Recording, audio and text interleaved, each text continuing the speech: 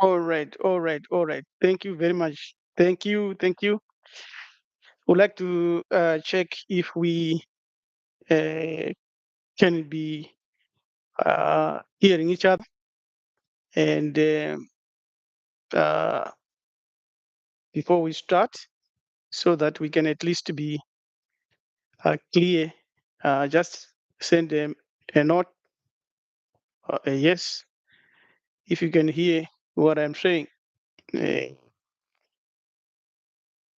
Magadi, Magadi, we want to say now, my name is Hamaneja Topi, Priest Rabbi LM Dumizul Kunikanim Jaganja, Priest Rabbi, a member of Hamiti Hebrew Ethics, which means that Hamiti is our ancient civilization, one of the most enduring and the most powerful civilizations that ever was founded on the earth. And it was called Hamiti. Some they call it ancient Egypt, but we know it as Hamit. And Maripado is Kiswahili for our inheritance. So our title is before the God came into being. And what do we mean by that? We mean the creators. That's the term, the gods. And coming into being, it means that they had a point in infinity when they started to have an impact and an effect uh, on the cosmos, or rather on the field. We are using these terms, field, cosmos, in relative terms, because really there was nothing before the god started to be active. So the gods, when we say the gods, we are actually meaning and referring to the goddesses too.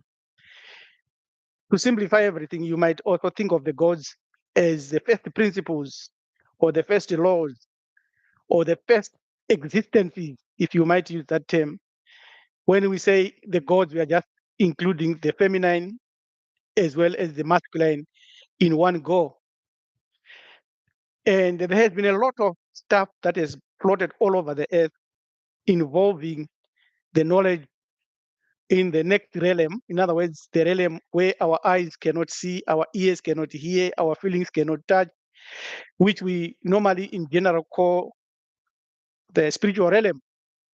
We have had a lot of people, individuals, sages that have claimed uh, a lot of stuff and a lot of information about that realm.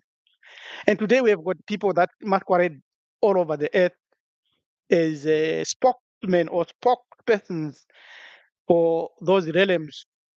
And they even claim that God has spoken to them. And when they are saying God, they are telling us indirectly. I have not heard any of them distinguishing this God they talk of with the real creator who is beyond human capacity to understand. But when they say God has spoken to me, God has told me this, and they make prophecies, sometimes their prophecies come to pass, sometimes they miss the mark, and sometimes they demonstrate power, and sometimes there are events that happen around them, minus the magic and the trick or the sleights of hand. There's really a spirit. You can see spirit working with these individuals. Now, it is important for us to understand the purpose of our life on earth and the reason for our existence. And last but not least, why we have come to know what we know. So I'd like to reference uh, everyone here to take your time and watch a couple of videos that we think, as Maripado Family Network, they will have something in you and for you. And inside you, there's something that will resonate with these videos. These are the devil's dilemma. Is Satan the architect of evil or source of evil? And the other one is called by the gods. In other words, it is a video that is putting you into the spot in which you have to question what you understand as if as a devil's advocate. Why do you understand what you understand? And then there is the path to true salvation, whether you are really saved. And if you claim that you are saved, by who and who saved you? So today's video, we want to go before the Big Bang, if I might borrow the scientific term. And we want to go before the gods appeared on the earth. Now, I want to clarify the issue of the gods because we have learned a lot from what our ancient mystery systems left for us. And there's still a lot, vast amounts of information to learn. But the little that we have learned and the little that we have analyzed, we would like to say that it's shocking. It's really something else. So, specifically, if you come from a Christian perspective, your God is known as Elohim. If you read Genesis 1, verse 1 in the Hebrew, Bereshit bara Elohim et Eretz es Shamayim. In the beginning, God. That word God is Elohim. It's a plural for El. El is singular. Sometimes it's Eloha or Il or Al. And it's also the word where a lot of other cognates come from. And Allah is also El. And when you do a tracer and you are looking at when did this word start to come into being, where did it come from, there's a lot of gymnastics because there's also the marrying that was done to this word from the Proto-Indo-European to the name now we read in English as God. But originally that word God was nowhere in the Bible. But what was in the Bible was El. And when you trace this El, he's well known. So from this word El, that's when you get your names like Elder, El Shaddai, and all the names with El. It is referring to this specific God in which they will attribute the nomen proprium, which is the actual name. But the real creator is nameless. The real creator has no name. When we say the real creator, it's substitutional because we have to say something. But really, there's no language on earth ever spoken, crafted by men that carries that name of the real creator. Because when it comes to names, what you know by name, you can call for attention, you can control, you can describe, you can understand it, and it can prove to you. Because if you know my name, Dumizulu, and I'm near you, and you call that name, you call me to attention. So when you know the name, the actual name, the name of the essence, then it means when you call that name, it will appear. It has power. That's why the name Jesus is power. The name Jesus is power because it's the actual name of a force, of a spirit that was created, crafted, and unleashed on the world by the Greco-Romans through the system that they learned from our priests in ancient Kemet. There's a lot of videos that I've done that deals with that. So when we look at the Bible and we go with this tracer, we find that this name God, Elohim, is a singular name for a specific deity of the Canaanites pantheon. And when by pantheon, we mean a group of gods. And the Canaanites we are talking about here were melanin dominant human beings, Bantus, that had learned all their craft and stuff in terms of religions and civilization from their ancestors in Hamit in Africa, southern part of Africa. So that's a deity. What is a deity? A deity is a god.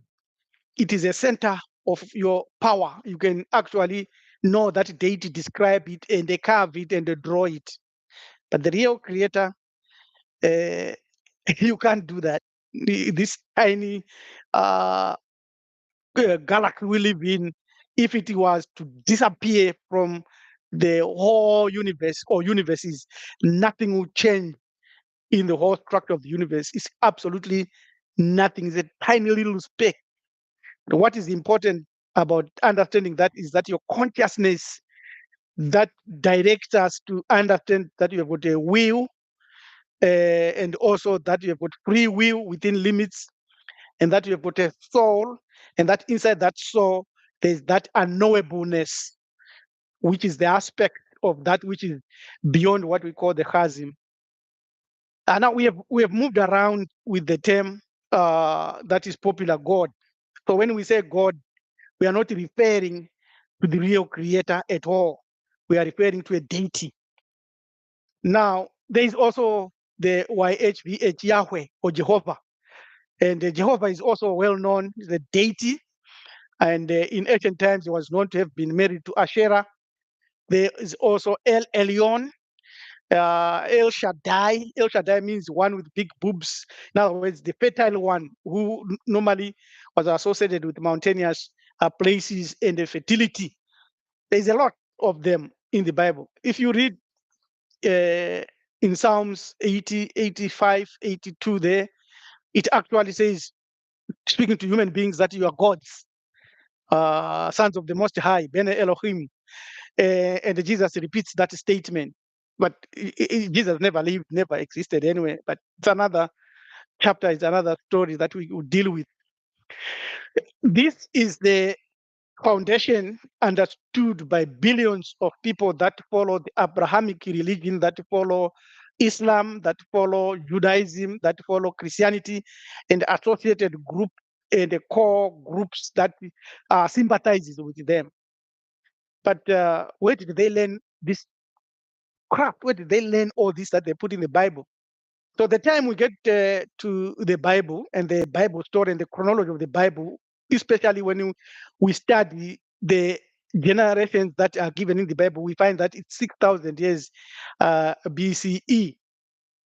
But there's evidence, this is no longer debatable, there's evidence of civilization dating to 70,000 years. There is the Lebombo born, and there is also the collect of spears found in Southern Africa.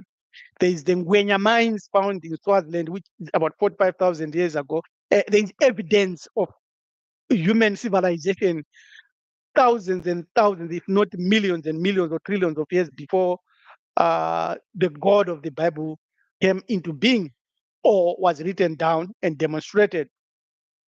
Now, because of that paradigm, it becomes very imperative then to ask the questions that before this God of the Bible existed or was put into to us via the Greco-Roman Bible and the religion and conversion. How did our ancestors across the whole planet understand the reality of everything or the origins of creation? So I would like to start from Southern Africa a little bit because that's where I was born and that's where I live. So I'll pick a few, but that doesn't mean there are no other related uh, narratives. So amongst the Zulus, the Ngunis, the Zulus, basically, they imaged uNkulunkulu, umvelingana, and the term uNkulunkulu is also a deity, not the real creator. I will explain why all these are deities. I know I'm ruffling a lot of feathers. I know a lot of people say, "Oh, this is," but let's move a little bit. Then uNkulunkulu is reputed to have emerged from Uhlanga in water and emerged out. Ubaba Credo Mutwa explains a lot of that. And when you look at this narrative of the Zulus and you compare it with the narrative of the Dogons and the Ama and the normal and their amphibious characteristic in terms of coming out, specifically from the water. And though they then point that they came from the star Sirius, it then clearly put us on the rock of looking at the waters out of which life emerged. Before we go to the Dogons, when you go to Botswana, there is also Matieng, who was known to be one-legged, who emerged from a rock, in a hole in a rock, a pool of water out of the rock, that rock, and came out with everything. And Matieng is a deity. I'll also explain what a deity is in our indigenous language to make it very clear. So we see Unkulunkulu, we see Ama in Mali, we see Matieng in Botswana, and then we come to Zimbabwe, Mozambique, Zambia, part of Namibia, along these major rivers, Zambezi and Kasambabeza, and also Ngulugudela, Limpopo, along those, and Save, and along that, there is a deity who was manifesting in an individual known as Diva Guru. Diva Guru means a large pool of water. And Diva Guru is also related to Mngari or Mngali of the Matopos. And the name of the place that manifested in the establishment of the Mwenem Tapa Empire was known as where the voice spoke, he gave instructions, and the structure of the empire was known as a place that is holy now in Matopo, Mabre, Adiba, Mabre, Adiba, water. Now, when you go to the DRC, you find Mbombo, same, Ngai in Kenya, all associated with water and the farming, and it would appear out of that there would come the power of rainmakers. And these were deities associated with the power of creativity. And in Zimbabwe, we have the evidence of the primary themes that, as Marifado Family Network, we have come to understand that the distinction between the real creator, who is unknowable, who is nameless, who has no gender, who is not a spirit, who is not a being, who is not infinity, who is not anything that you can describe. They named a number of places and a tree, Muti Usinazita. But all along the way, they could have names, Kiroro Diva, they would have this, they would have Mabrad Diva. These names that I'm giving are all connected with the water. And Mutu Usinazita is a sign that our ancestors left for us to understand that there is a divine level where names are no more usable, where tribes and totems are no longer operational, because whether you came from Angola, whether you came from Tanganyika, Guruswa, whether you came from Mzansi, and you go to the shade of the tree, the nameless tree, whatever you asked in your language and with your intentions, you will receive, as long as it was along Unu or Maat. So that's a sign, a powerful sign for us to keep in mind as we proceed. The Gikuyu had Ngai Emumba, and the Yoruba had Oludumare, and the Igbo had Ugo Chuku. These are deities. And there's a popular one who is also connected with Southern Africa, along the Zambezi, Nyami Nyami, Onyame in Ghana. These are powerful deities. Now, I would like to add and summarize now what I've said. When I'm saying these are deities, they are primordial deities. In other words, they are water deities. And once they are connected with water, we now come to our technical understanding of what we have always known in our tribes, that water is life. There is no way you can study if you find that proof where you are told how water was created. It's not in the Bible. It's not even in the mysteries. In one of in my book, the one that I have here is we deal with the matter and the issue of water, and also the many of the topics that I am discussing here. They are here, but I have found that this book is a lot of stuff, and the people find it very very heavy, maybe. But I also have a small little one, the mother of this one. This one gave birth to that, and there's another one same size with this that is on the way, is halfway. So we now look at the origin of matter, because that's the key for us to look at what was there before the gods. I have indicated these gods. The gods that I have indicated here, Ugochubu, the Tongatilo, Eleza, Mulungu, Mbombo, Ama, Onyame, Onyan Kopon, Nkulunkulu, Belngane, Mngari, Musikabanu, all of them are creative deities. They tell us and explain to us that that's the authors and the creators of this, what we would call limitless universe. But beyond them, that's what way we want to go. So in our African tradition, Karanga, so-called Shona, we've got levels of spirits. We've got Mjim, Hemsha, we've got Mondoro.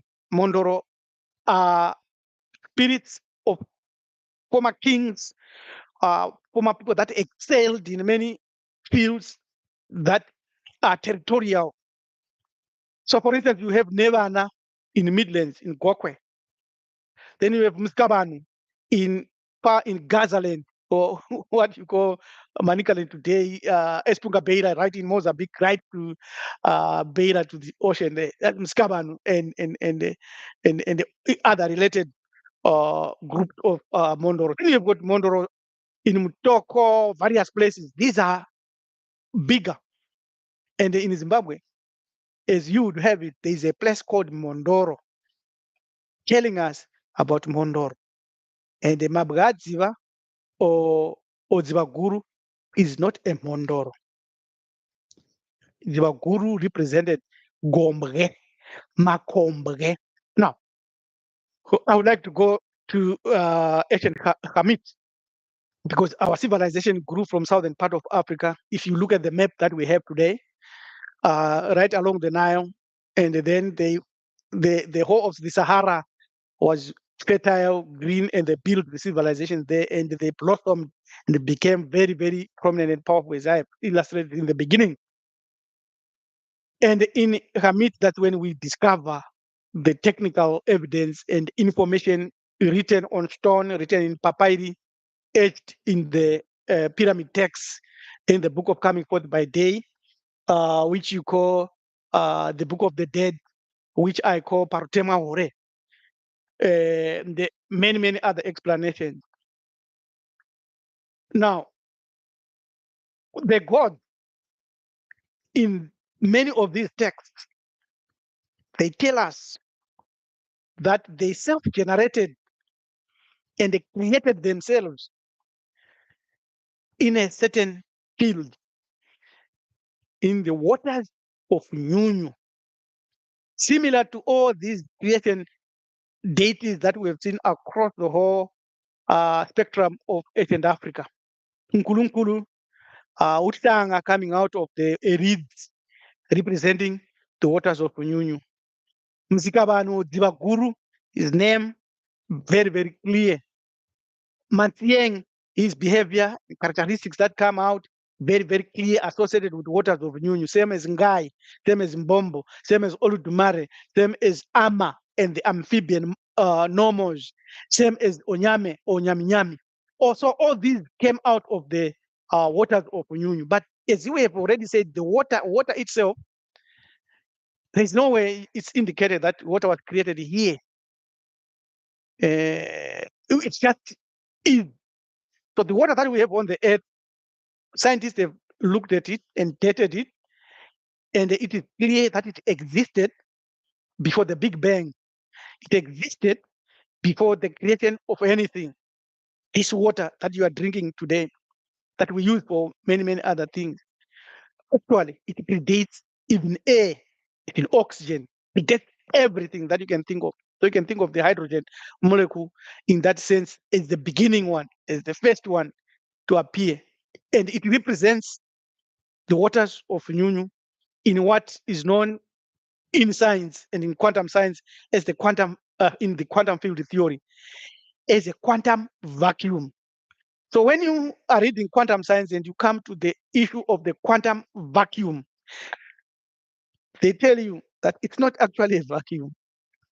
In other words, when they are saying the quantum vacuum, they notice these are the words many astrophysicists and scientists, quantum scientists explain. But when they explain these things, they drop in keywords here and there that if you do not know about the waters of Nyunyu in the way that we have explained here, you won't be able to pick it.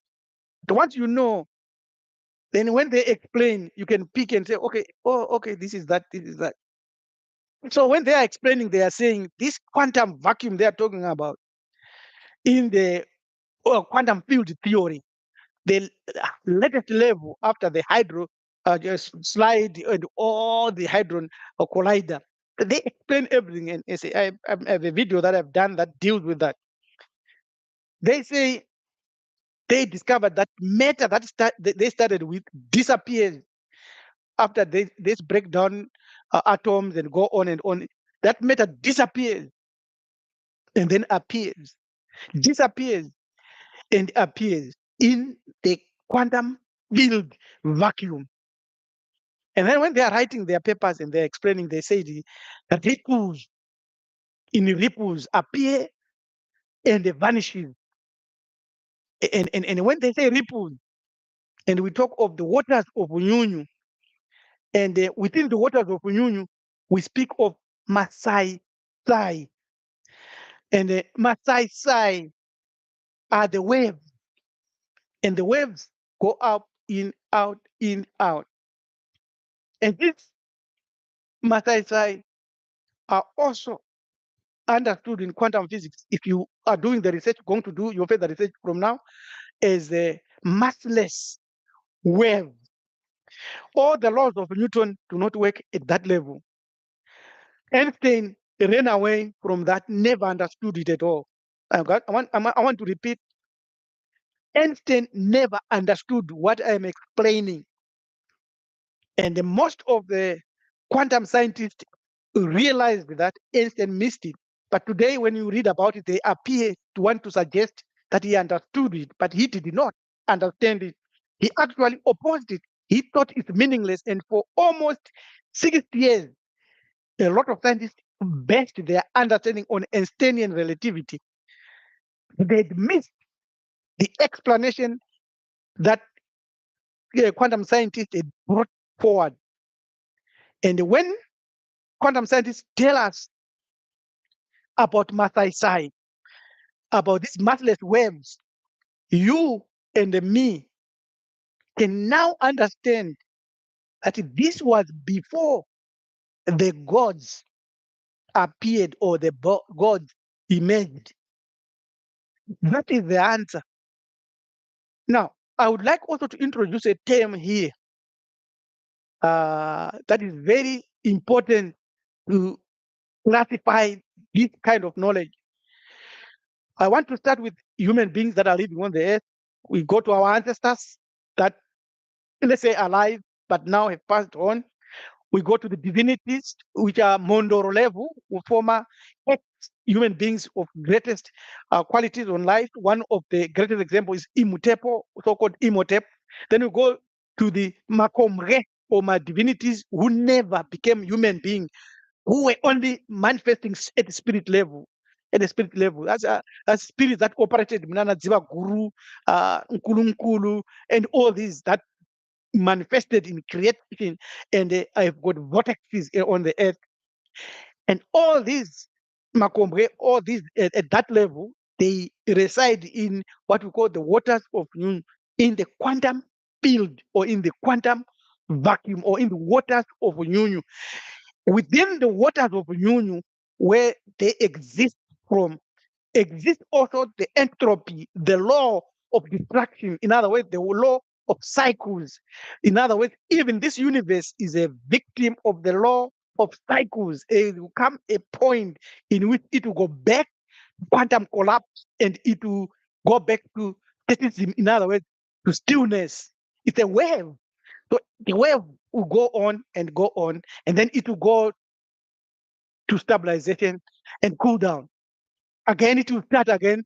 So you find that when you study astrophysics, they will tell you of the quantum bounce. They will also tell you of the uh, big bounce, and they will also have a lot of debate and argument on the eternity or everness of the universe. But when they speak of the universe, they are speaking of a created entity that came out of the waters of Nyunyu, or the quantum vacuum.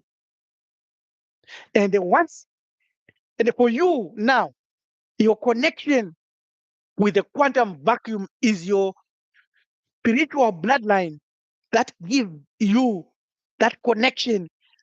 As long as your soul is awake and alive, and the divine spark within it is alive, it traces you and takes you back to the level of the waters of Nyunyu. But once you get to the waters of Nyunyu, you can no longer go anywhere, because you reach a chasm, omkaha, ogaha, and this is the way everything is limited.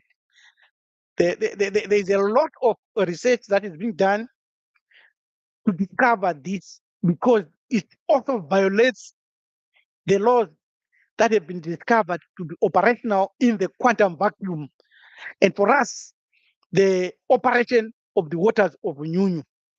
Now, I want to go back now and look behind the Big Bang. I don't believe in the Big Bang. We don't believe in the Big Bang at all, because the Big Bang problem is singularizing the origins of the universe to a very small, tiny particle. Once you have a tiny particle, it means you have an entity, and you have got time and space. We do not buy into that. So the waters of Nyunyu, there's no time, there's no space. They are. And beyond the waters of Nyunyu, that's where we speculate, and we do not emphasize as doctrine that the real creator is nameless, and so forth.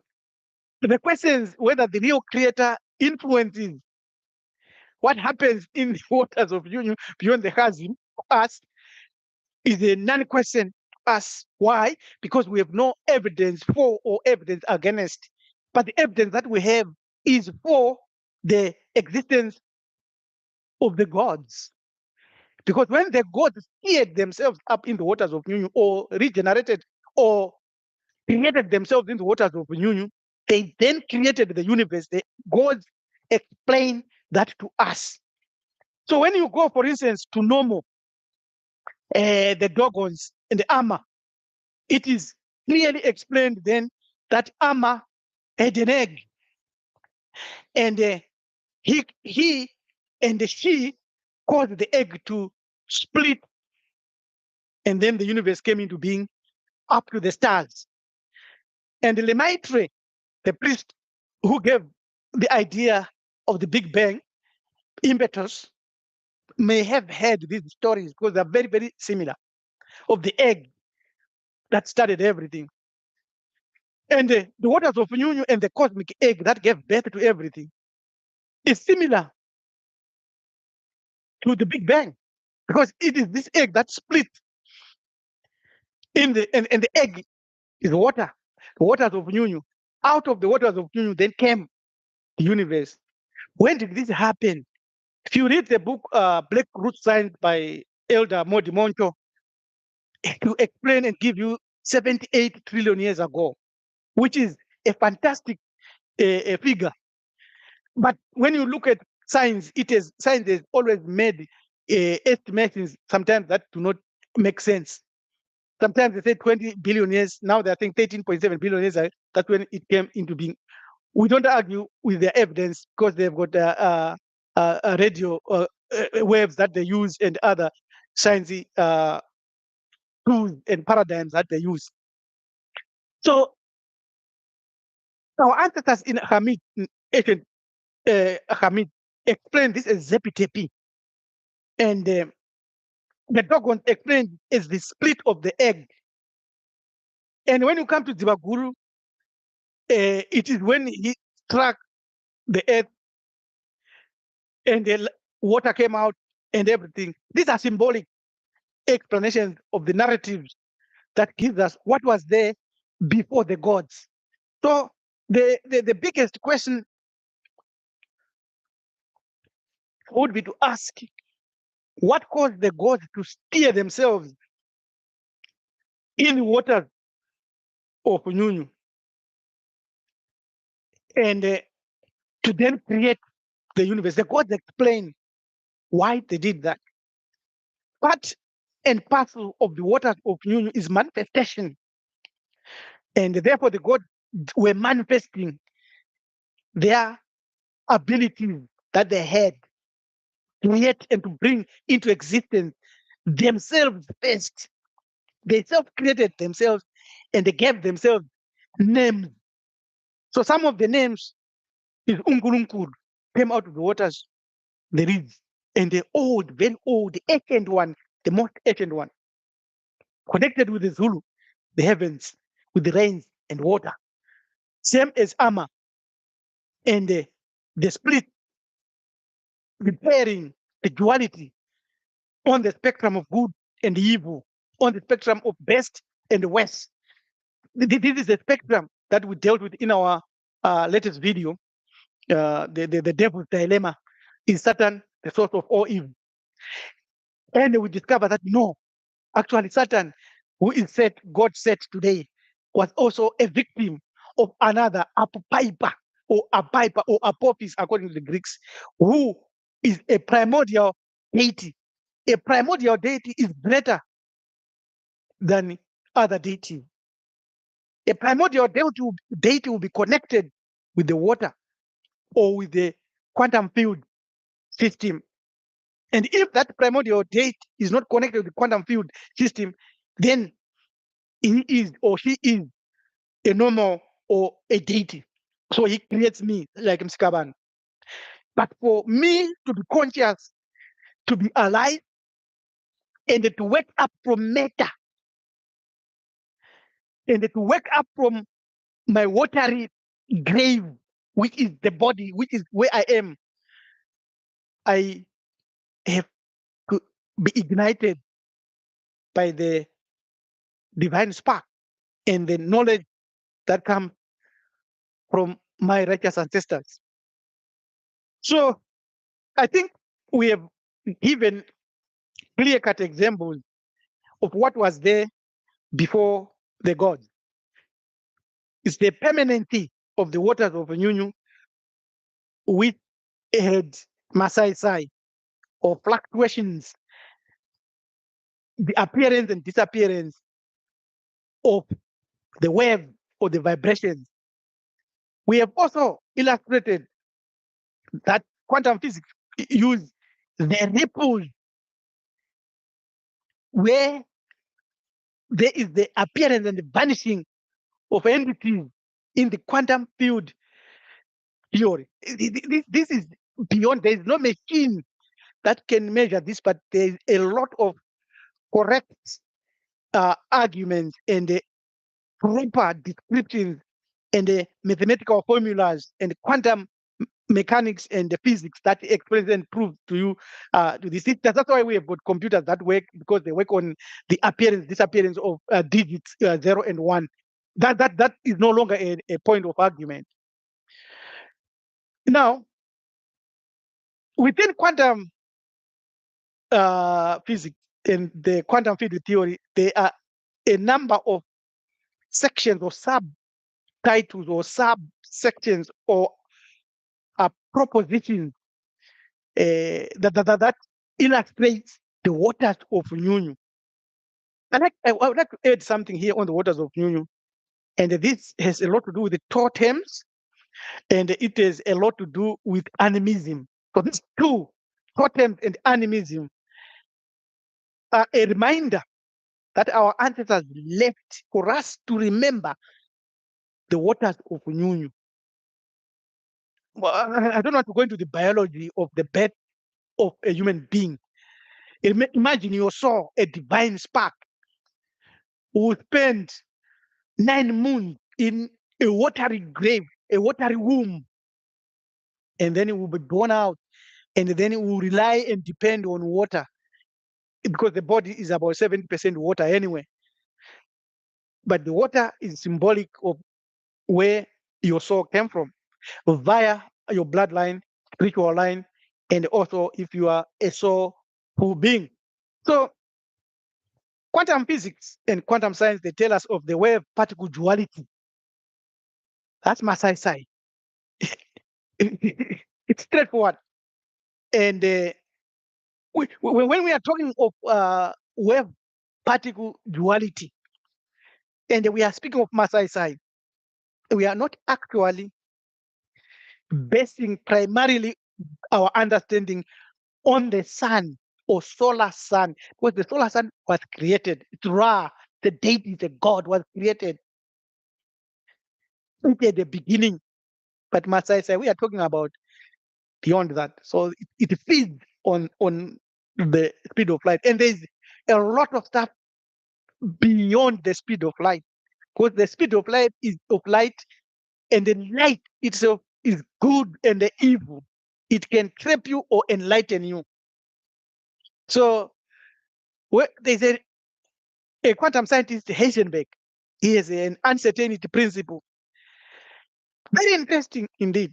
These are all dealing with the waters of Onyunyu, Masai, below the chasm and close to the chasm. And say this Heisenberg uncertainty principle, very, very interesting. It says a particle, before you measure it and before you deal with it, you don't know where it is. You don't know what it is like. So they split a single atom and continue to split, and then went to the quanta and started to experiment with that. Their explanations fit clearly the happenings within the waters of Nyunyu. This was before the gods created and generated themselves. And then we've got the quantum superposition, similar with Heisenberg, where you do not have to assume using vectors the position, but the superposition. And when it comes to our consciousness, and our soul and our spirit and our divine spark, these are all involved immediately after Zepitepi, the first time. So when I want to say this is the first time, similar to the Big Bang, because the Big Bang is the time. But before that, scientists speculate, spent a lifetime not coming to the understanding that there was the waters of Nyunyu. They are still there, the waters of Nyunyu. They eliminated ether. You remember we used to understand of ether, but it is represented symbolically the waters of Nyunyu. The water that you drink, this water, there is no way where you are told how it was created, how it came into being, because it is no beginning. It represents that which was beyond, symbolically, that which was beyond creation and beyond the gods. And then there is the quantum entanglement. where you say two or more particular items can really be locked together, but with no distance. Right? So this is how, when we use the waters of Nyunyu and understand it, that's how we can say you got a soul that came from the waters of Nyunyu. But of course, in due respect to our ancestors, to our totems, to our righteous ancestors, as well as to the gods and all the higher gods who are the primordial ones, we are connected. So we are connected to Chuku, we are connected to Tilo, Unkulunkulu, Umvelingan, Mngari, Leza, Ngai, Olotumare, Onyame, everybody. But as I said in the beginning, God or El is a Canaanite deity promoted by the Greco or Roman. So he's not an eternal one or a primordial one. And then there's a Bell's theorem that then proved that Einstein had missed the boat on quantum science. Now, if you want, you can go and study this and look at this, and then review our videos that deal with the issue of the gods. Now, we would like to go back a little bit and retrace our steps and ask the question, why have we presented this talk before the gods came into being? A number of reasons. The major reason was to identify the unknowable creator and they pull him out or pull her out or pull it out of our presumably and presumed and assumed understanding and put that as far away as possible. In certain African spirituality diagrams, they actually label that a remote God, but it's not God, because this is the problem. When Christianity came, we wanted to equate what we understand and what our ancestors understood with what Europeans came with in the Bible, in the Quran, and in the Torah. But their level of God is lower and is even lower than the gods. Of course, you can read Exodus 12:12, and he claims that I'll pass through Egypt and kill the gods. It never happened. It did not happen. When they were writing like that, X 7:21 was saying Moses learned everything from Egypt. So let's not be uh, thinking in our frame and paradigms and always try to compare our theology, if I might say, with anyone on earth. Nobody has a better theology than us, because I have proved, as I have explained, that what our ancestors understood and what quantum field theory and quantum science is explaining today in terms of any position of matter and antimatter is almost similar. You can read these papers of quantum science when you understand the waters of Nyunyu, the egg of Emma, and the strike by the stick. You be amazed. You would think that these people had read this, but they were discovering and are discovering this using their formulas and their paradigms. So when you say God has spoken to me, uh, you must understand that this person is speaking of deities. A deity will speak to its servant. The real creator has no time to speak to you, to me. What for? The real creator doesn't need my worship, doesn't need my fear, doesn't need my love, doesn't need anything from me. Let's not reduce the real creator, the nameless one, to that level. The real creator is beyond that. But the gods that are specific us as melanin dominant human beings, yes, they are the ones that we deal with. They are the ones that we interact with using our ancestral knowledge and our ancestors and our totems. If you do not know your totem, if you do not know your mother's totem and your father's totem, if you do not have a totem, you are connected to another deity. You are connected to other deities that may not be connected bloodline to you. You have no identity in spirituality. It's unfortunate, but it's true. What is a totem? A totem will lead us and lead individuals to the highest level of perception in terms of their family and race origin. Take a totem, a lion totem.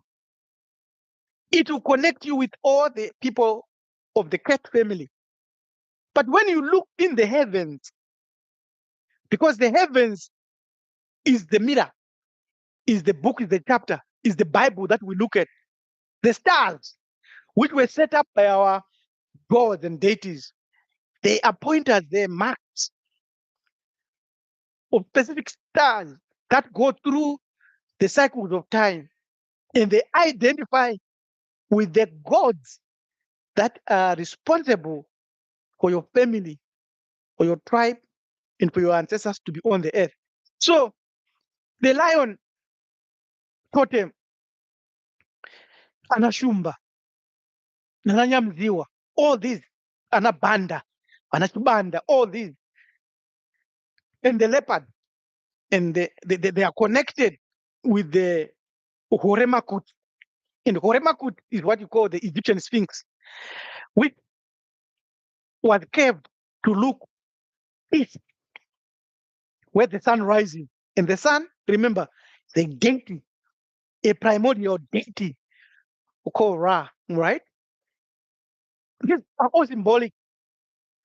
And through the heavens, it also faces this star system of Leo.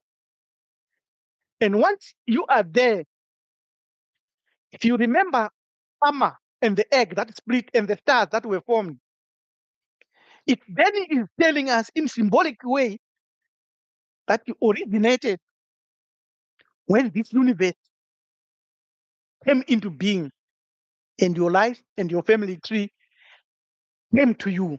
It's wonderful to understand. That's your totem who lead you territorially on the earth, and then will guide you along the tree, the ladder, back to the cosmos. And then will break through time and space and put you right into the waters of Onyunyu,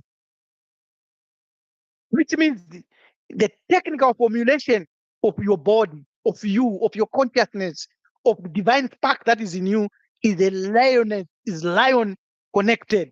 It needs a lion. It has a lion quality, is a lion aspect to it.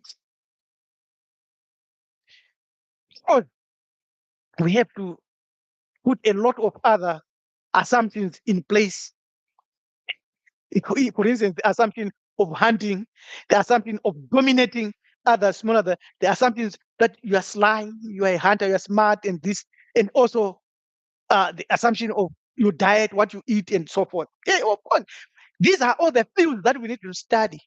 And then we look at that tree, the family tree, and say, okay, this is your totem, right? And now we want to arouse those that have come to you, those that are along your totemic line. These are now your ancestors on your mother's side and father's side. And then you have to understand, is my mother's totem neutralizing my father's totem or vice versa, or enhancing or vice versa? If it is, how do I enhance it? How do I make it give me life? How do I make it ignite my divine spark? And when you do that kind of presence, that kind of thinking, you're not meditating, you're not reading the Bible, you're not reading the Quran, the Torah. You are thinking and you are consulting within yourself, because this universe is the kingdom of heaven that is within you. And that kingdom of heaven lies interfacing the waters of Nyunyu. And the capacity of you to go to the waters of Nyunyu, Masai, vibration wise, and have structures appear and disappear and capture that which you want and bring into your life today to manifest. The potential is there. Because as my father, we have coined this phrase for the waters of Nyunyu. all potential and all possibilities for good or for evil. Give, not only well. So when we understand what was there before the gods, it is us. We were there before the gods, with the gods, in the gods. We were there. We can't be anywhere else unless you delete that I don't have a soul, and therefore I received this soul from ABCD. What I received is a vehicle for the soul, this body for the soul, this mlambo totem, diva. This is what I received, and what is inside diva, this vehicle, the divine spark within the soul, is what was before the gods emerged in existence. So this is what I wanted to share, and very very important that we looking at.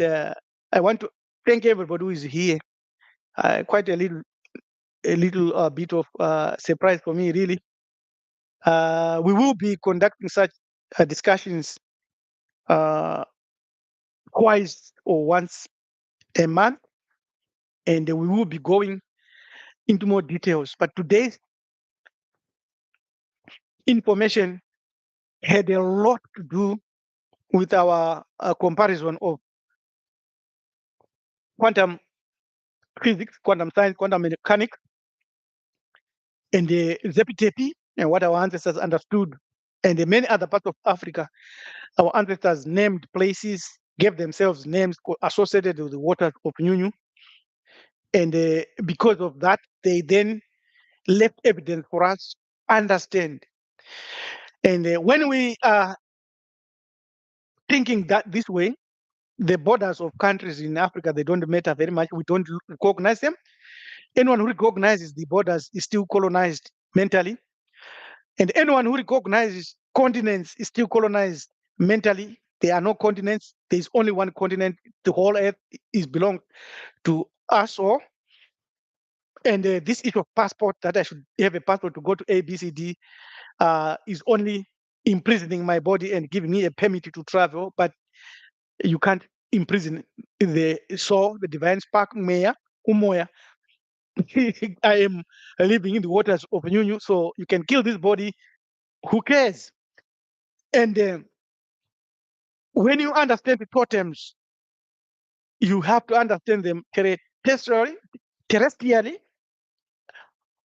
physically on the earth, and the related tribe, but they also take you into the cosmos. And once you understand them cosmically, they take you to the waters of Nyunyu. And there's a lot that we need to discuss when it comes to the matter of how that is done.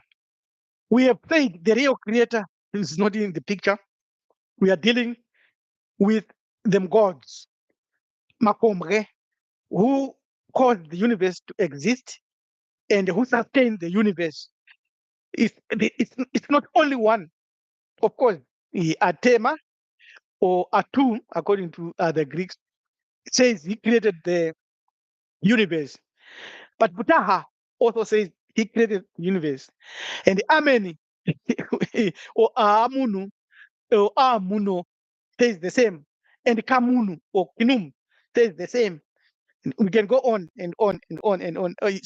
What it tells us is that these are the attributes of them gods. So before the gods came into being, they were the waters of Nyunyu. Before the gods existed, they were the waters of Nyunyu. The waters of Nyunyu are still there. This water that I'm holding here is the water of Nyunyu. It symbolizes, when you see this water, remember the waters of Nyunyu. In my book, Free from God, I explain the birth of the earth out of the waters of Nyunyu. And Matieng comes out top. And the only place that emerged in the waters of Nyunyu that came to create our earth in this solar system. Remember, water predates matter. Water predates the Big Bang. It is in the waters of Nyunyu, right? That must be clear. So it existed. When we use existed, don't think of it. It's beyond existence. And when these waters of Nyunyu, out of them emerged the gods. The gods that emerged from out of the waters of Nyunyu are inclusive. They include also you and me. And when you pass on, and when you die, you will be received by your ancestors. And according to what you have performed, how you have lived, the things that you have done, the knowledge that you have used, what you have done on the earth, then you will be judged. In other words, you will be given your reward where you will be going. This was before Christianity, this was before Judaism, Islam. These are baby religions, right? That is why they want converts, because they are baby religions. They want converts, right? And in any case, for us as melanin dominant beings, these religions are colonial. They colonized us. They were engaged in slavery. They were engaged in division of Africa. So we don't have to buy into them. Unfortunately, that's the truth. And their deities and their gods are not primordial. That's why Paul, in one of the books, that his fight is not against anything but against principalities. He says he wants to fight the gods. Good luck with him. We still here. We will still be here. And now let me conclude. I've been here for almost 1 hour. Let me conclude now by addressing something that is also connected and related to quantum science and quantum physics. It is the idea of animism. Of course, the social scientist Taylor is the one who popularized that. But before I conclude, I would like to ask if you've got any question, if you've got any suggestion, please just put it in the chat. I'll now, from now onward to the next 30 minutes or next hour, I'll address the questions specifically. It's good that we have questions so that we can, as they say, iron sharpens iron. So animism, which is, if you do your research thoroughly, is the oldest religion ever. Now, when you understand what animism is, you have to admit that it is connected to the waters of Nyunyu, that it is connected to the totems. That's all. And then it is our way. Now, an example of animism given in many, a lot of literature that you can read is that at the end they assume that we worship nature. But the word nature itself is connected, came from ancient Hamid from Africa as neta or nature. It also refers to the gods. And then you can see the clear connection that nature was created by Kamunu or Knum, out of which also other human beings were created. So this animism, they say our ancestors assume that almost anything that is natural has an animating spirit.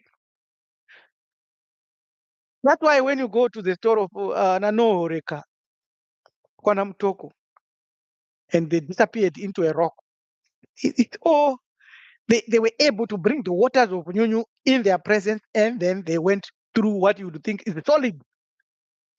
There is also the issue that we could deal with when it comes to the Akazim and the waters of Nyunyu.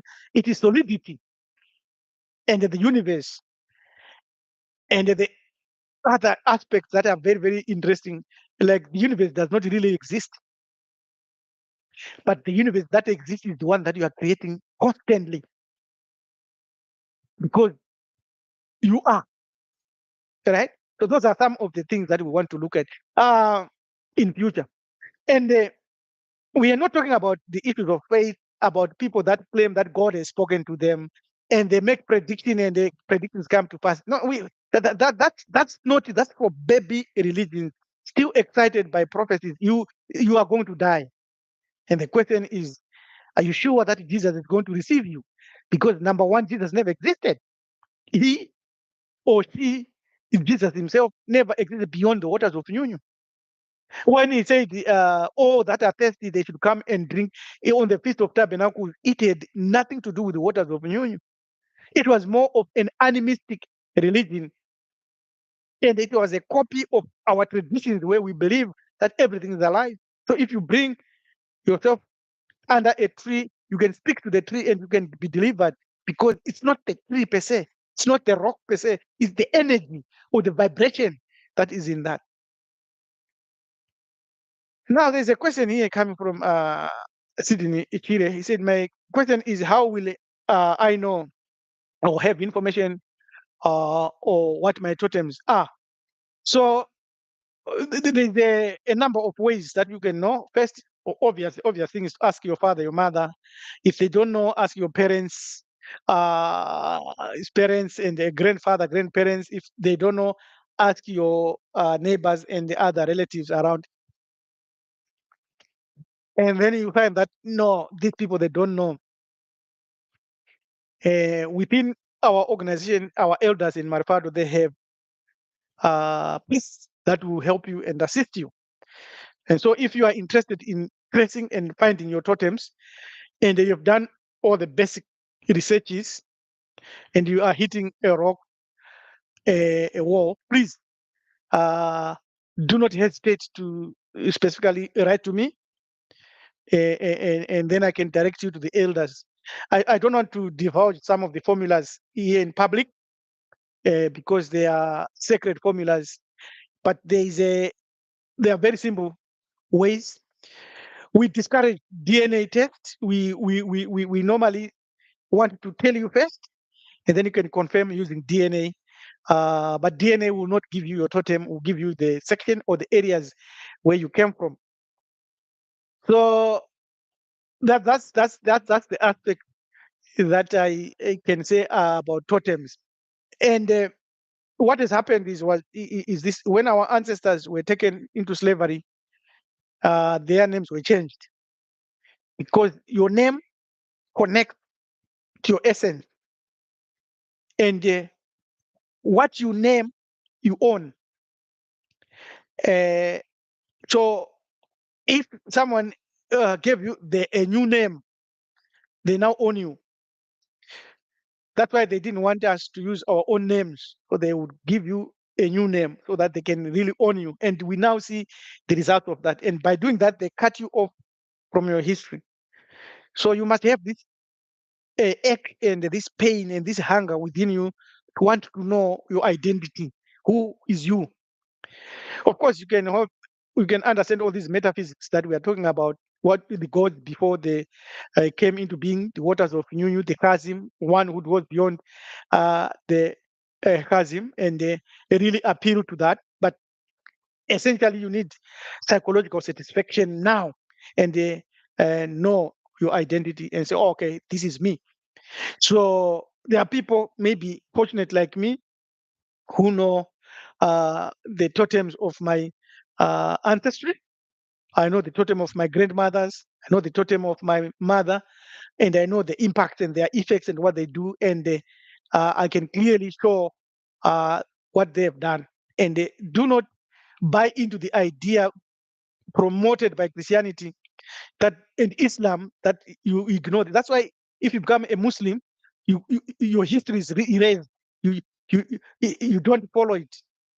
If you listen and you watch great people, I don't want to bring them down, great politically, but spiritually, they mislead you. The nation of Islam, Farrakhan, almost everyone who has come through that line, Muhammad and Ali, Malcolm X, they never knew their totems. They never know their identity. They thought they are Muslims. And Islam is not an African religion. There's no two ways about that. The African religion, African spirituality, you reverence your ancestors. You have totems. You do libation. You have a totem that you hang in your home. You don't rely on the written text. That's why African spirituality is proper spiritual religion. Other religions that claim to have a spirit read the Bible. The Christians have a Bible. At the same time, they have a spirit that read the Bible inside them. But then they read the Bible to understand their religion. We don't do that. As my father, we don't do that. We read and we read books like this. Yes, they give us a historical religious perspective and the evidence of many other practices and rituals, right? But our spirituality comes before that. Because this was written by Ani. But we understand it from our ancestors, Makomre, and the knowledge that will come to you when you are connected to the kingdom of heaven that is within you via your ancestry. So all these other religions, they really indeed did a lot of disservice to you and me. They removed your name, our names, removed our totems. And Christianity doesn't promote our totems. But if you read Genesis chapter 49, full of totems. Reuben is Jiva, Judah, the lion, and Jesus comes and says he's the lion of the tribe of Judah. And now we hear these prophets now, some of them, like I would say his name, Makandiwa, is now coming and trying to be smart. In one of his videos, he calls a musician, Japreza, a good musician, because he plays Mbira. But Mbira is associated with ancestor worship, right? And in one of his recent videos, he was talking about if you eat a root and the root heals you, it's not bad. These are people, all these preachers all over the earth who preach Jesus, who preach from the Bible. They are Europeans in mind, and they've got a European spirit. What they are trying to do now is called syncretism. They're trying to, there's something in them that does not qualify and fully accept Christianity. It resists it. So they want to add a little bit of their of that. Create a hunger. So throw that Jesus in the dustbin and they come back home and they really sit down and discover that which was before the gods emerged on the earth. I would like to end this stream and also invite questions. If you've got any questions, please, I need questions here. I need to talk. I've got about 18 minutes to go. I wanted this to go for about 1 hour, and 30 minutes. So I need questions. I can't continue to repeat stuff that I have said, but I can do that. I can do that. I can repeat that stuff if you want, but questions would do justice. And I'm just thinking quickly here of what I could, the section I could go to and look at. Let me proceed a little bit because the spirit is telling me that I should say something here. Uh, it, it, the human mind, the human brain, the human psychology, and at our level at this point in time is a highly, a 100% subjective entity. The human mind, the human brain, our thinking is 100% subjective. It is not objective. So when it comes to the God, when it comes to the ancestors, when it comes to us human beings, to matter and material stuff, objectivity can easily be attained. I can, without any doubt, explain to those of my ancestry about Nyakwimba, one of our greatest ancestors who existed maybe 800 years ago, and they will understand when I explain to that and put evidence.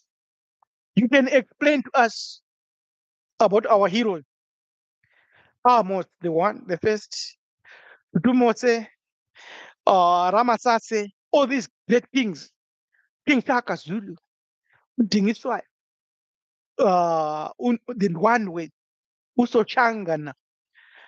You can tell us about all these beings, Ulobe Gula, Kaminuka, Neandacharwe. All these people, it's objective. There is no subjectivity. Subjectivity comes when we go into the spiritual realm and when we touch matters of the spirit. And when it comes to the God, there's a little bit of subjectivity, yes, but objective. I can show you and say, oh, this is Anubisa, and this is Gahuti. And there's no argument about that. I can tell you, oh, the funeral right they are performing. It's objective, it's clear. There's no argument about that. The problem begins when it comes to the real creator. The real creator is not a spirit, but Christianity has come to you and they say God is a spirit. But guess what? They've also come to you and told you that Satan, the devil, is a spirit. And they say that, oh, Jesus died, he lived, now he's a spirit. I tell you, my ancestors, they are spirit. So if I had an ancestor who was deceived and became a Muslim, and an ancestor who was deceived and become a Christian, and now I'm a Christian pastor and I'm making miracles, what would make those miracles true? Because the spirit can perform miracles. Because they live in the fourth dimension. In the fourth dimension, that's where we also have the negative and evil spirit. So when it comes to the real creator, is not a spirit, is not a being. So the nation of Islam, they say God is a man. We don't follow that. It's not. You can't claim that you are God. You can't claim that you have these powers. They are mental, yes, but you cannot perform them. So these men of God, if their message is coming from the real creator, when they utter a prophecy, every human being on the earth hearing that prophecy must concur. It must be the truth. And there should be not even one other person who opposes that. Every person must then accept that truth without any quivering or divergence. But that is not the status quo, even with Judaism. It's orthodox, it's a liberal, the ultra orthodox. They also argue a lot. They battle each other. They've got many rules and regulations. That was also the status even in Hamid. There were 4 centers of mystery schools. They would converge when it comes to the waters of union, the explanations of the origins of the earth, yes, and the origins of matter, yes. But they stood independent.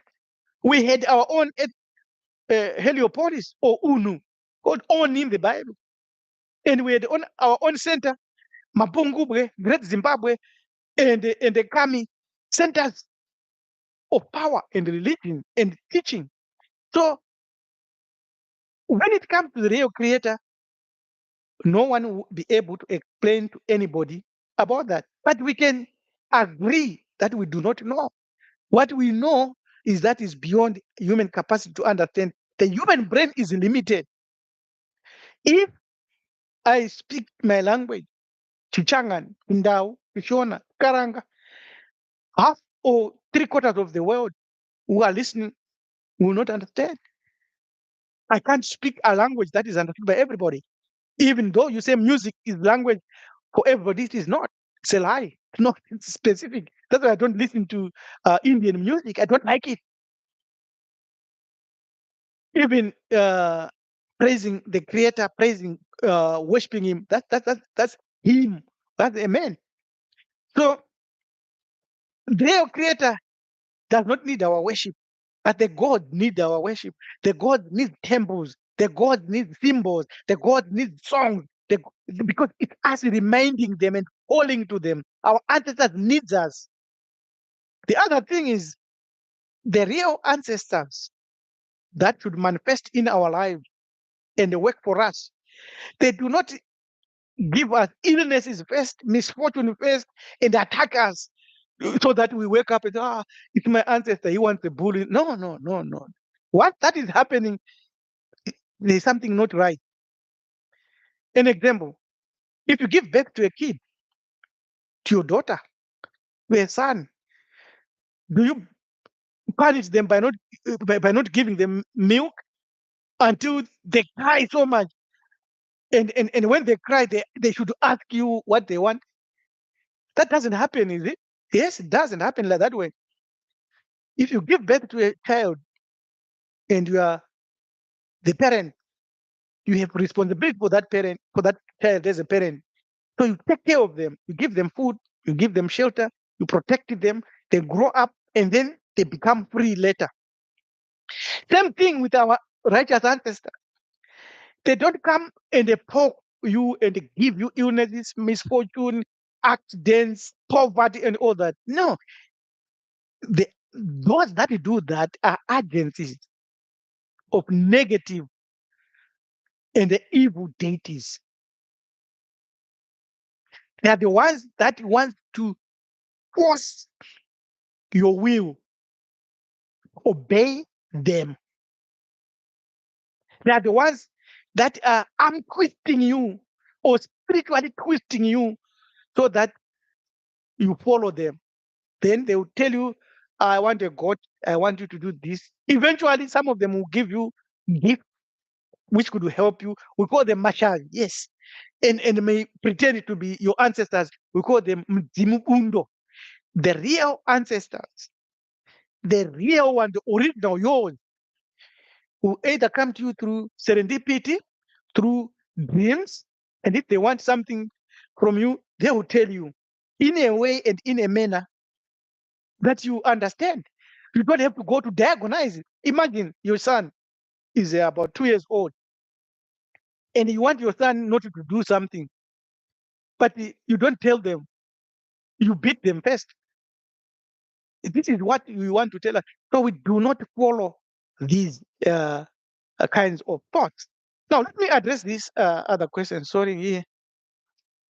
Is a question here which says, is the creator the owner of the universe and the Satan the governor of our world right now? Now, the real creator does not own this universe. Remove that out of this was the reason of this session before the God came into being. So when the God came into being, they created this universe. But the God that created this universe, it's not only one, there are a lot of them. Because this universe is vast. What we know at this present moment is 4%. The rest is dark energy or melanin dominant energy or black energy or carbon, and that which we do not know.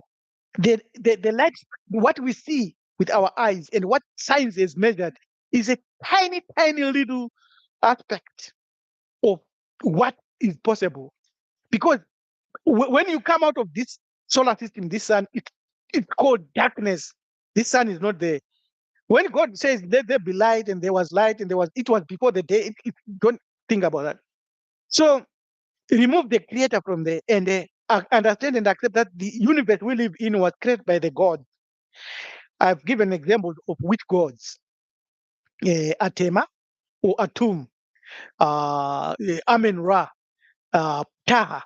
All these gods created the universe. If you listen maybe to Billy Carson's, he will also illustrate using the Sumerians, who were melanin dominant human beings, also who learned a lot from us because Enki is Ankh and Lil is El and all that stuff. Now, evil that we find on this earth also originated from the waters of Nyunyu. And the chief tech of this evil is Apophis. Apophis and Atum, they're at the same level. They are all primordial deities. They are not enemies as such. They are polar opposites within one continuum. Other one good, other one evil. And also, when you go into quantum science, there is also entropy. Entropy is the tendency when time and space increases for everything to become chaotic. The waters of Nyunyu are also known as chaotic, same as the quantum field. So that answers your question about is the creator the owner of the universe? No, because this universe is tiny. Imagine like that. It's tiny, it's too tiny. There are multiverses beyond that. The creator is beyond owning this universe. This universe is owned, if we want to be a little bit technical, by the waters of Nyunyu. All right. So then you come to the Rabbi, was the ancient Egyptian Abu Apis, the guardian of the South Gate. I seen. Oh yes, correct. Yes, yes, definitely. Uh don't call him Apis. It's Apisa. Apisa is the one who has become hot or the one who has burned. All right, and it's energy, force. Yes, he was correct, correct. And in our tribe, we say Mombe Burumsha or Ngombe Yomsha or Inkunzemzin. In other words, every if you've got a group, if you've got cattle, you must have that one there. It represents your ancestors physically and spiritually. That's correct. Ubaba credo muntu wa superstar. The Sphinx is a lion, different from the bull, all right? And the totem of the bull, Abomoyo, Ostole, those are their totems. That's connected to that. It's ancestral, powerful. Everyone should have that because Umoyo means soul, spirit, means us. You need to have that spirit in your home. Okay. It says, thank you there, Andrew Davis there, my elder there. Thank you very much. I can see you are there. Yeah, let's see if there's another question. How about the African countries, Ghana, where the leaders are destroying the water with surface mining? Okay, very important. This is politics. Our politicians are not really conscious of what they should be doing. If you want to go into politics, you need to balance Mahati and Hispet in a manner that allows Mahati to thrive. That is all. So if a politician is in office and is evil and is a dictator, he is using more of Hispet. He will reap the rewards. He will, or she will reap those rewards. If they work with the enemies, they destroy Africa, they destroy holy sites, they allow the United Nations Heritage Center to label sites and also to manage sites, to pay sites, like what they are doing in Egypt, those pale Arabs taking our places, digging our ancestors, putting them in live boxes, and also building new cities and new museums and putting our ancestors. They will reap rewards, definitely. So in Ghana, they are allowing, as I'm reading here, the destruction of water with surface mining. It's worse. It's bad everywhere. In my home country, they're cutting trees. They're giving Chinese access to everything. It's respect. They are not working positively for the whole continent or for any one of us, melanin dominant human beings. Uh, Now he comes back and say somehow Satan. Okay, in my video that I did yesterday, the one that is on YouTube, the devil's dilemma, is Satan the source of all evil? Listen to that video. It's very very important, but I want to summarize it because the summary is very simple. When you go into the waters of Nyunyu, the gods that emerged there were all good and all evil. That's why the whole universe, there are black holes that eat other galaxies. And that's why stars explode. That's why for you to live, you have to kill something and eat it. That's the nature of this universe. I don't want to go into the matter that it's a holographic and it's not real. That's not very, very important now. But have that in mind. And then what happened was in symbolic explanations that we have received from our ancestors. Ra, which is the sun, our ancestors understood that his cycles, when it gets dark, he might not come back. So initially, in early stages, a god known as Set, and this Set in our language is Sita, now became Sita or Shata, because he was defending Ra against another primeval or deity or god, Apophis. Apophis is Apopipa, Ububi, and every day he would defend Ra against Ububi. Not that Ra could not defend himself, no. You read the stories that Ra became old and was drooling saliva, and Isisu, our grandmother, went and tricked him to get a name, and once she got a secret name, then was able to command Ra left, right, and center. That's important to understand too. And then Seth became contaminated by his job of guarding and fighting Apophis, symbolized by the snake, and Seth symbolized with the long spear spearing the snake. Remember, everything is a duality, good and evil, right? So he eventually went to the evil and became evil to the point that he murdered his brother and took over the earth. And that's when they say he turned reddish. I don't want to go into the details and the biology and the genetics of SLC4, 24A5, and so forth. No, or demelanization. That's another field. And so when Christianity, when Jews learned about this and they were writing their stories, they wrote, Seth, the fourth son of Adam, good. Abe Sutu. Them Sutu. Those are people, Sutu. Nice people. Good. But then they realized that, okay, this state became evil, and they sent him to Satan, who is Iblis, who is Shaitan now. And Christianity called him Satan. Is not the originator of evil because he's not a primeval deity. Primeval deities are omnipotent, omniscient, and many, many other aspects that have been attributed as attributes of God, and by God, by the real creator. The real creator, we don't know his or her or its attributes. Let's not discuss that. So, hey, ladies and gentlemen, we have been here for almost almost 1 hour, 30 minutes.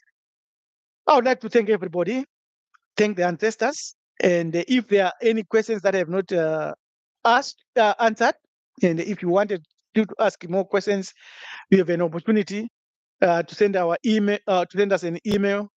We will have a new email, a new email very soon that we have that will be associated with the Bantu University. If you want to learn more about your identity as a melanin dominant human being, please do not hesitate to enroll. You can go to maripado.org, find the section there, the drop down box on Bantu University, log in, register, and that's where we put a lot of videos now, detailed, and we're doing very well. I want to thank the executive for Marifado Family Network, Prince Udo Ibiono there in Bibiole, and Sean, thank you very much. And I also want to thank all the elders. I can't name them, you are too many. I want to thank all the elders, Marifado elders. I want to thank my friends, and I want to thank one of my greatest mentors, Mpikengelelo Ngangeje Kumar. I want to thank you so much. I know you have supported me since 2000, since 1999. Our journey has been fantastic and wonderful. And I want to thank everybody who has been here with me for the last 1 hour, 34 minutes. So before I go, I would just, for the sake of others that have been here, I'll just quickly summarize. The gods are the first principles that emerge from nothing. And by nothing, I'm not putting time and space or anything, but the nothing I'm talking about, or no thing that I'm talking about, are the waters of Nyunyu. And the waters of Nyunyu, symbolized by the water that I've just been drinking, is now a aspect that has been proved by quantum science is the quantum field theory. And the quantum field theory, they have been able to detect massless and materless, spaceless, and timeless wave. You can capture that, you will be able to understand the waters of union. So the gods, when we read our literature and when we look at the explanations of Gombre or Macombre, Macombre never became human beings, never became beings. They remain spirit. But Mondoro are ex-human beings of territories. But Macombre are almost universal. So these massless waves, they pop in and they disappear. This is where the gods appeared or the gods emerged and then created this universe and perhaps other universes that we do not know. And then in their process of creating this universe, they then delegated the job of creating this earth to Ivu, the god that you know is Geb in Hamit, and the Nute, there's the heavens, and the two Tefnat and God, moisture, and the Ra, the sun. And then our solar system emerged. And since the solar system and aspect of the waters of Nyunyu started to formulate, and out of the waters of Nyunyu, the earth emerged. But the part of the earth that emerged first was Africa. The proof is in there. We go there, the chapter that gives details of how that is possible. And these are cycles of existence that occurs because there is entropy or apophis or the forces we can call the apophic forces of our hyper forces that have a tendency to bring everything back to the levels of the waters of New York. So this existence that we have and our consciousness that we have today is something that is so precious to the point that we do not need to surrender our will any deity at all, because the divine spark is yours to keep and is yours to develop. Same. So quantum field theory, I'll summarize now. And the quantum vacuum is the same as the waters of Nyunyu. When you start the quantum vacuum, they show you the ripples. They say there are ripples of aspects of something that appears and disappears and vanishes and is normally paired, negative and positive, male and female, the male god and the female god, the feminine and masculine. There's a Maasai side of the waters of Nyunyu. I've pointed out the limit, which is the chasm, and beyond the chasm is the one that we know as the unknowable creator. Many of our videos will explain that. And this, all we are speaking of unseen now, they are in the other realms, beyond any dimension, beyond infinity. That's where we are. That's what we are discussing here. Before, beyond infinity, out of infinity, and then these have the wave particle duality aspect, Maasai side. It's also the Heisenberg uncertainty principle, where it says we cannot measure and know a particle precise position unless we observe it. No Schrodinger's cat and all that. And then quantum superposition and quantum entanglement, two or more particles can be connected without space and time beyond that, which is how we describe our soul. And so there's the Bell theorem that dismantled and destroyed Einsteinian relativism. This is quantum science that we have explained. And at the end of the day, it's all animistic, it's all totemic, it's all the waters of union.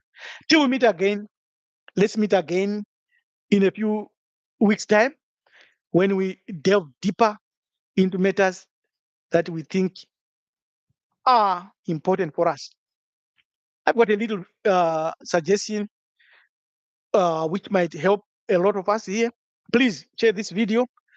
Uh, you can throw in the comments and then we'll check them out. Till we meet again, this is your Manager Topi, Prince Teacher Rabbi LM Tumisul Kunikani Mjakanja. I would like to explain a little bit about the title Manager Topi. Manager Topi means the servant of the God. Priest, teacher, rabbi. Priest is normal. Teacher, that's my profession. A rabbi, I went to a rabbinic school or school. Thank you very much.